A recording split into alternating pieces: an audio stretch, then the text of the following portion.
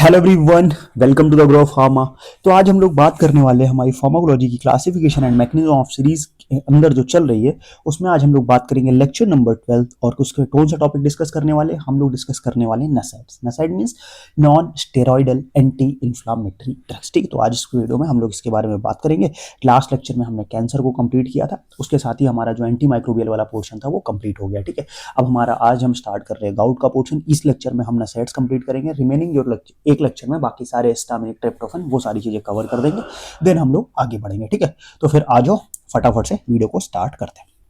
देखो, सबसे पहले बेसिक चीजें समझ लो कि नसाइड्स होते क्या है। ठीक है, नसाइड्स क्या होते हैं हमारा, सबसे पहले होता है कि ये नॉन नार्कोटिक होते हैं, साथ में नॉन ओपियाइड होते हैं। तो इससे क्या होता है, इनका जो एडिक्शन है वो देखने को नहीं मिलता है हमें। उसके बाद ये क्या करते हो, ये act by inhibiting the what, COX enzyme. ये किस एंजाइम को ब्लॉक करते हैं, cyclooxygenase, that is COX enzyme को ब्लॉक करते हैं। नॉन नार्कोटिक एनाल्जेसिक होते हैं, सीएनएस को डिप्रेस नहीं करते हैं, फिजिकल डिपेंडेंस नहीं होता, कोई भी इन पे क्या होता है, एब्यूज हमें देखने को नहीं मिलता। ठीक है, अब देखो इनमें काम कैसे करते हैं ये हम थोड़ा सा वो देख लेते हैं। तो इनमें ये जो काम करते हैं वो कैसे काम करते हैं, उसमें सबसे पहले जो एक एंजाइम होता है हमारे पास, कौन सा एंजाइम होता है, COX enzyme, that is cyclooxygenase.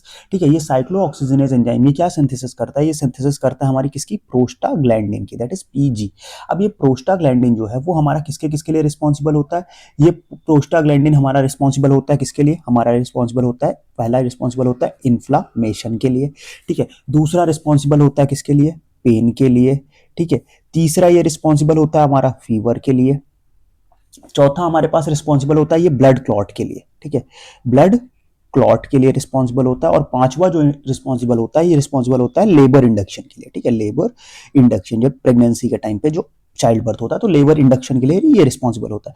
अब यहाँ पे जो हमारे पास हमारे नसैड्स होते हैं वो क्या करते हैं, वो यहाँ पे आएंगे नसैड्स और इस एंजाइम को क्या कर देंगे, ब्लॉक कर देंगे। और जब ये इनहिबिट कर देंगे तो ये जो कन्वर्जन है नसैड्स, जो प्रोस्टाग्लैंडिन की सिंथेसिस है, ये हो पाएगी क्या, नहीं, ये प्रोस्टाग्लैंडिन की सिंथेसिस को रोक देते।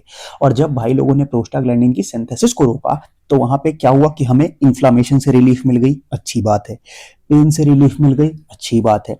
फीवर से रिलीफ मिल गई, बहुत अच्छी बात है। बट क्या हमें ब्लड क्लॉटिंग से रिलीफ चाहिए क्या, अगर ब्लड क्लॉटिंग इनहिबिट हो जाएगी तो आपका कोई भी कट लगेगा तो फिर आपकी जो ब्लीडिंग है वो स्टॉप ही नहीं होगी, वो तो बहता हुआ चला जाएगा। तो इसीलिए ब्लड क्लॉट से हमें बचना पड़ेगा। तो और साथ में अगर लेबर इंडक्शन में इनिबिशन हो जाएगा तो जो चाइल्ड बर्थ है, यूट्राइन कॉन्ट्रैक्शन होता है ड्यूरिंग चाइल्ड बर्थ, उसमें भी प्रॉब्लम देखने को मिलेगी जो हमें नहीं चाहिए। तो ये दो जो है ये इसके एडवर्स इफेक्ट हैं और ये जो तीन है ये इसके मेन इफेक्ट है। आई होप आपको चीजें क्लियर हो गई होंगी। अब हम आगे बढ़ते हैं और हम देखेंगे क्लासिफिकेशन। ठीक है, तो क्लासिफिकेशन में सबसे पहली जो क्लास आती है अपने पास, कौन सी आती है, वो आती है नॉन सेलेक्टिव। अब देखो कॉक्स एंजाइम जो है वो दो तरीके के होते हैं, सेलेक्टिव, नॉन सेलेक्टिव।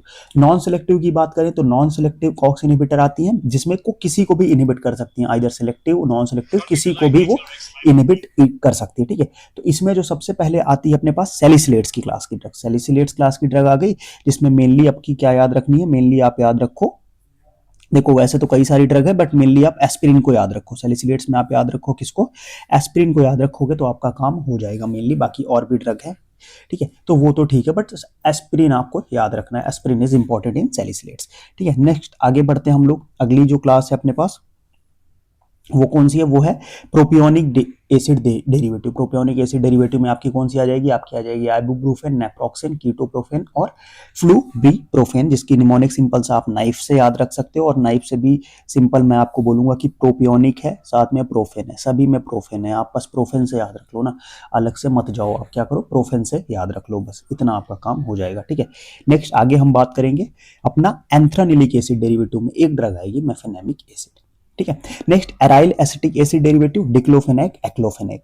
नेक्स्ट आपकी आएगी ऑक्सीकैम डेरिवेटिव, तो ऑक्सीकैम है, दैट इज पिरोक्सीकैम, मिनॉक्सीकैम, ये आपकी यहाँ पे आ जाएगी। ये आपकी कौन सी क्लास की ड्रग आ जाएगी, ये हो जाएगी आपकी ऑक्सीकैम डेरिवेटिव, या इसी को हम लोग किस नाम से बोलते हैं, इसी को नाम हम लोग बोलते हैं क्या, इनोलिक एसिड डेरिवेटिव ही बोलते हैं। ठीक है, ऑक्सीकैम का ही जो दूसरा नाम है वो क्या है, इनोलिक एसिड डेरिवेटिव्स। ठीक है, कौन, हमारा ऑक्सीकैम। तो कहीं अगर ऑक्सीकैम दिया हो या इनोलिक एसिड डेरिवेटिव दिया तो सेम ही है, कंफ्यूज मत होना।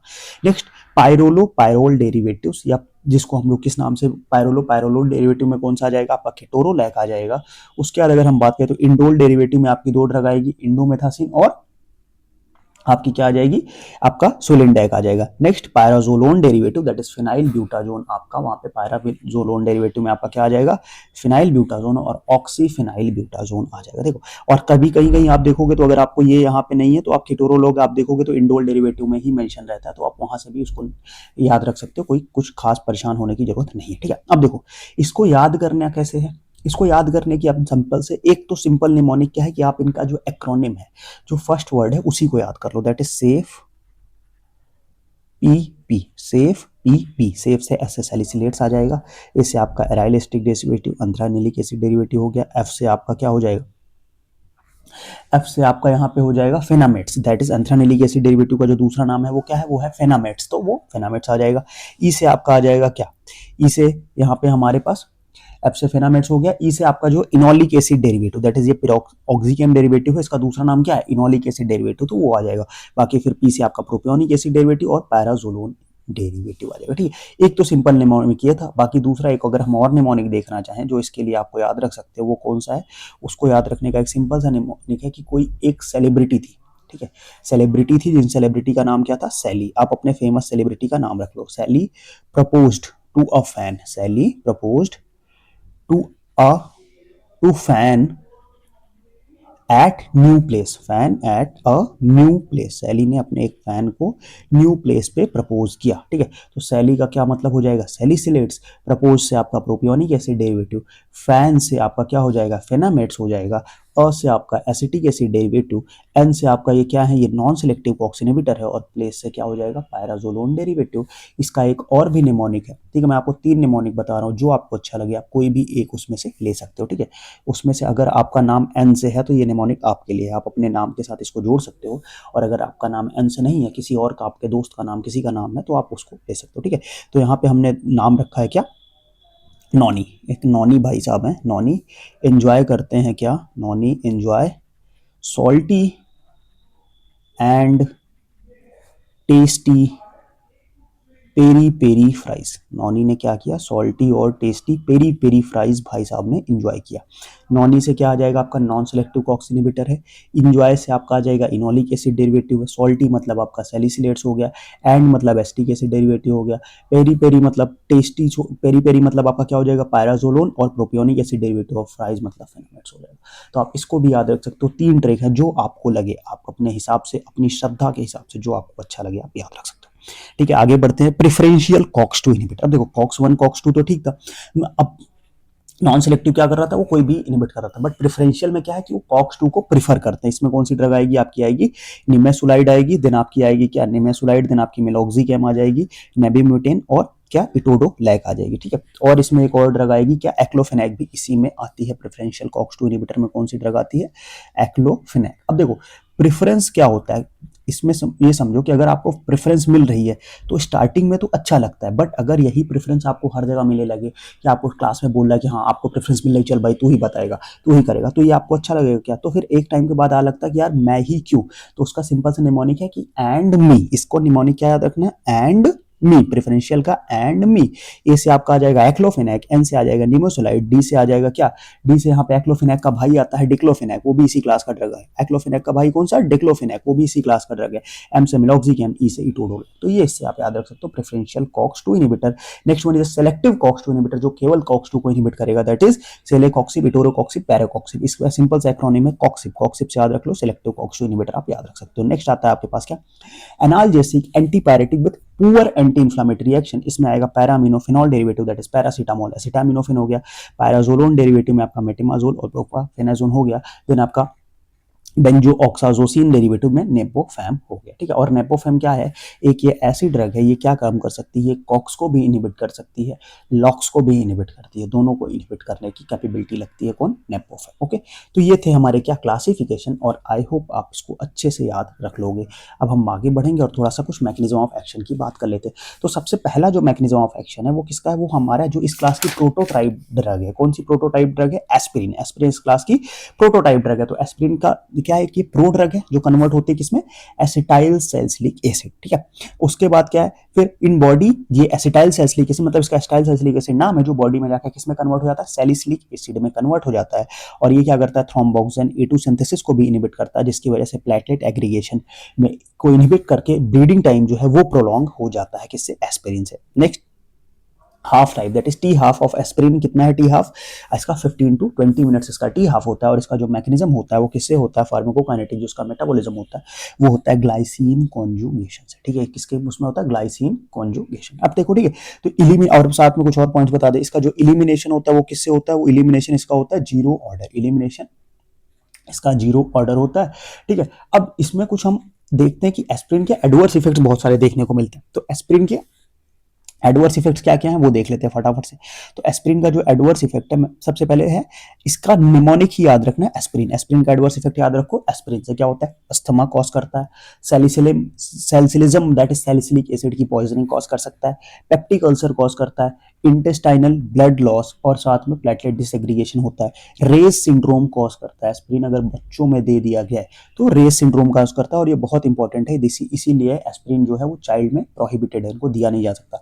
आई इज इडियोसिंक्रेसी और noise that is tetanus cause करता है, ठीक है। तो ये बहुत ही इंपॉर्टेंट है, इसको आप ध्यान रखना। अब देखो कुछ इसका जो ड्रग ऑफ इसका कुछ, एक मिनट, हम नेक्स्ट बढ़ने से पहले इसके कुछ इंपॉर्टेंट ड्रग इंटरेक्शंस भी देख लेते हैं एस्पिरिन के, ठीक है। देखो बिकॉज इस एस्पिरिन इस क्लास की इंपॉर्टेंट ड्रग है, तो इसके ड्रग इंटरेक्शन से भी क्वेश्चन पूछा जा सकता है। देखो, तो अगर हम बात करेंगे किसके साथ, एस्पिरिन को दे दिया गया किसके साथ, प्रोबेंसिड के साथ। अब प्रोबेंसिड का एक्शन हमने देखा, क्या एक्शन है, प्रोबेंसिड का एक्शन है यूरिकोसूरिक एक्शन, है ना, यूरिकोसूरिक एक्शन, दैट इज क्या कराता है, यूरिक एसिड का एक्सक्रीशन कराता है। बट अगर एस्पिरिन के साथ दे देंगे तो ये जो प्रोबेंसिड का यूरिकोसूरिक एक्शन है ये इसको एंटागोनाइज कर देगा, इसको याद रखना, ठीक है। और अगर किसी भी ओरल एंटीकोगुलेंट के साथ हम एस्पिरिन को दे देते हैं, ओरल एंटीकोगुलेंट के साथ एस्पिरिन को देंगे तो क्या देखने को मिलेगा, रिस्क ऑफ ब्लीडिंग, ब्लीडिंग जो है वो बढ़ जाएगी, बिकॉज एस्पिरिन पहले ही प्लेटलेट के एग्रीगेशन को इनहिबिट कर रहा है, ठीक है। देन अगर हम क्या दे दें, कैनरीनोन, कैनरीनोन क्या है हमारी, कैनरीनोन जो हमारी स्पिरिनोलैक्टोन डायूरेटिक्स है उसी का एक एक्टिव मेटाबोलाइट्स है। तो अगर इसको हम दे देंगे तो उसका जो इफेक्ट है वो ब्लॉक कर देगा, ठीक है, दैट इज वो जो ट्यूबुलर सिक्रेशन का इफेक्ट है वो ब्लॉक कर देगा, ठीक है। तो इस तरीके से इसके कुछ क्या थे हमारे पास, इसके कुछ ड्रग इंटरेक्शंस। अब हम बात करें तो इसका जो, अगर एस्पिरिन की पॉइजनिंग हो गई तो हम क्या देंगे, अगर हम, क्योंकि ये एसिडिक नेचर का है तो एस्पिरिन की पॉइजनिंग में हम क्या देते हैं, एस्पिरिन की पॉइजनिंग में हम देते हैं सोडियम बाइकार्बोनेट, एस्पिरिन की पॉइजनिंग में हम देते हैं sodium bicarbonate, okay. So this was all. Now अब आगे बात करते हैं हमारी जो दूसरी क्लास की ड्रग आती है, दूसरी क्लास दैट इज आपकी प्रोपियोनिक एसिड डेरिवेटिव।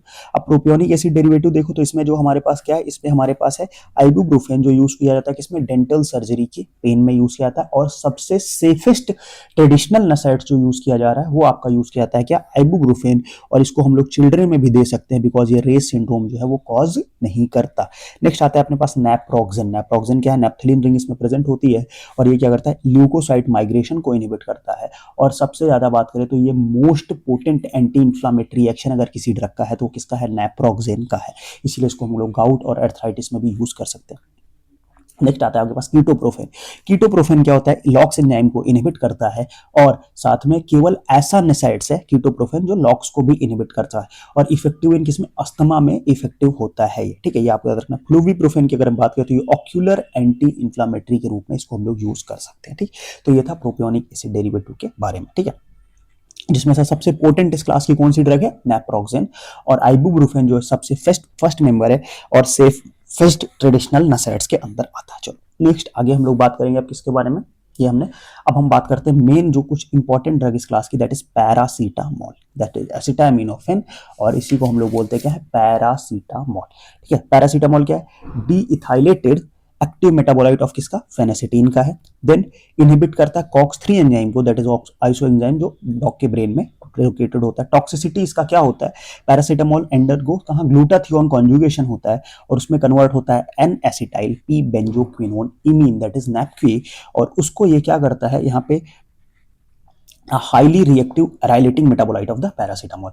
और उसके बाद वो हमारे बॉडी में क्या करता है, वो जाके हाईली टॉक्सिक होता है और हेपेटिक सेल्स को डैमेज कर सकता है।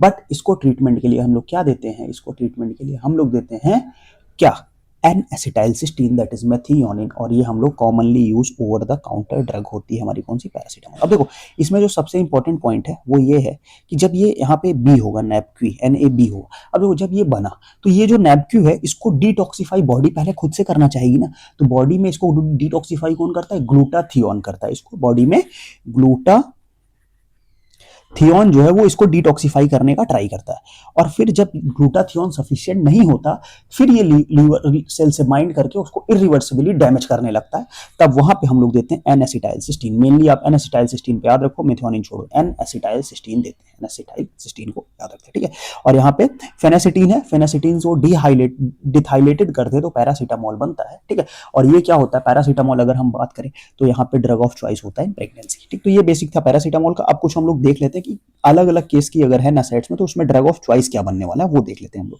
तो सबसे पहले अगर हम बात करेंगे, ठीक है, सबसे पहले हमारे पास क्या कि अगर मॉडरेट पेन है, अगर आपका मॉडरेट पेन है और लिटिल इन्फ्लामेशन है, moderate pen and little inflammation है, तो हम लोग क्या देंगे, तो हम लोग देंगे पैरासीटामोल, दैट इज PCM, ठीक है। और अगर पोस्ट ऑपरेटिव पेन है, ठीक है, पोस्ट ऑपरेटिव पेन है दैट इज आफ्टर ऑपरेशन है, पोस्ट ऑपरेटिव है बट शॉर्ट है, post operative pen but short acting, short lasting है, ज्यादा लॉन्ग लास्टिंग पेन नहीं है पोस्ट ऑपरेटिव, तो हम लोग 3 ड्रग दे सकते हैं, दैट इज आइडर हम कीटोरोलैक दे सकते हैं, ठीक है, क्या दे सकते हैं हम लोग, कीटोरोलैक दे सकते हैं, देन हम डिक्लोफेनैक दे सकते हैं, कीटोरोलैक दे सकते हैं, हम डिक्लोफेनैक दे सकते हैं, और हम दे सकते हैं निमेसुलाइड, ठीक है, कीटोरोलैक दे सकते हैं, डिक्लोफेनैक और निमेसुलाइड दे सकते हैं।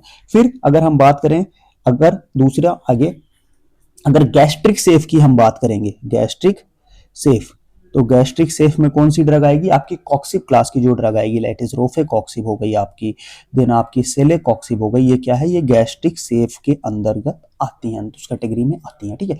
देन प्रेगनेंसी की अगर हम बात करें तो प्रेगनेंसी में कौन सी नसेट दी जा सकती है, प्रेगनेंसी में दी जा सकती है पैरासीटामोल, दैट इज PCM। और अगर मोस्ट पोटेंट की बात करेंगे तो मोस्ट पोटेंट नसेट कौन सी है, वो है कीटोरोलैक, ठीक है, कीटोरोलैक, उसको याद रखना, ठीक है। और पीडियाट्रिक पेशेंट में कौन सी दी जा सकती है, पीडियाट्रिक पेशेंट में इधर हम पैरासीटामोल दे सकते हैं, आइबुप्रोफेन और नेप्रोक्सेन दे सकते हैं, ठीक है। तो इतनी चीजों को आपको याद रखना है, ठीक है। तो इस तरीके से हमने क्या किया, हमने नसेट्स के बारे में पूरा इंपॉर्टेंट पोर्शंस कवर कर दिया, ठीक है। वीडियो कैसा लगा कमेंट सेक्शन में जरूर बताना, बाकी कोई भी डाउट होता है तो कमेंट बॉक्स में पूछना, और साथ ही व्हाट्सअप, इंस्टा और टेलीग्राम पे आप हमें फॉलो कर सकते हो। नोट्स हमारी वेबसाइट से आप फ्री ऑफ कॉस्ट डाउनलोड कर सकते हो। क्वेश्चन प्रैक्टिस मॉक टेस्ट अगर आपको देना है तो जाके वेबसाइट पे फ्री ऑफ कॉस्ट दो, और अगर आपको मेंटर बुक करना है या आपको अपनी सेशन प्लानिंग में कोई इशू आ रहा है तो आप मेरे को डायरेक्टली मैसेज कर सकते हो, ठीक। तो आज का वीडियो हम लोग यहीं एंड करेंगे, और अगर आपको किसी भी टॉपिक पे वीडियो चाहिए तो मेरे को कमेंट बॉक्स में जरूर बताना, ठीक है। तो फिर आज का वीडियो हम लोग यहीं एंड करेंगे, मिलते हैं नेक्स्ट वीडियो में, तब तक के लिए बाय बाय।